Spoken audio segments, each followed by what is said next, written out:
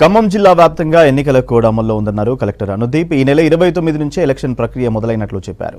జిల్లాలోని 20 మండలాల్లో 2 ఫేజ్లలో MPTC, ZPTC elections జరుగుతాయన్నారు. Elections ప్రశాంతంగా జరిగేందుకు అన్ని చర్యలు తీసుకుంటున్నట్లు చెప్పారు.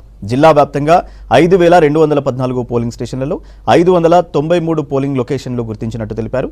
ఎన్నికలకు సరిపడా బ్యాలెట్ బాక్సులు జిల్లాలో అందుబాటులో ఉన్నాయన్నారు కలెక్టర్.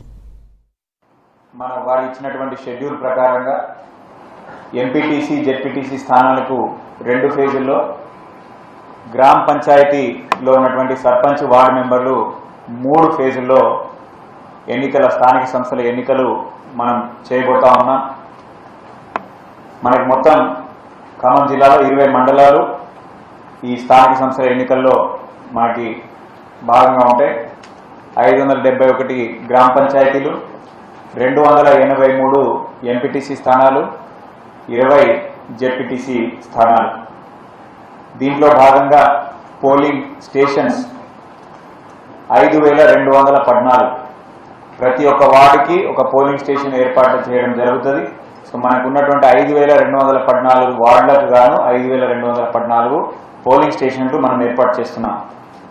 ఇవన్నీ కూడా 737 పోలింగ్ లొకేషన్స్లో మనం ఏర్పాటు చేస్తా ఉన్నాం.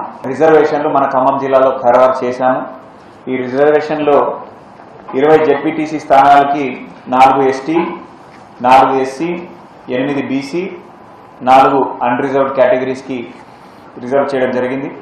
ఎంపీటీసీ స్థానాలకు వస్తే 283కు గాను 50 ఎస్టీ, 58 ఎస్సీ, 103 బీసీ, 72 అన్రిజర్వ్డ్ కేటగిరీకి మనము కేటాయించడం జరిగింది.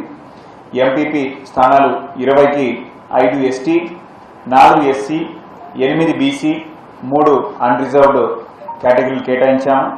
సర్పంచ్ స్థానాలు 571కి గాను 171 ఎస్టీ, 110 ఎస్సీ, 190 బీసీ, 100 అన్రిజర్వ్డ్ కేటగిరీలకి కేటాయించినాము. వార్డు మెంబర్ స్థానాలకి 5214 మొత్తం స్థానాలకి 1161 ఎస్టీ, 935 ఎస్సీ, 1474 బీసీ, 1644 అన్రిజర్వ్డ్ కేటగిరీలకు కేటాయించడం జరిగింది.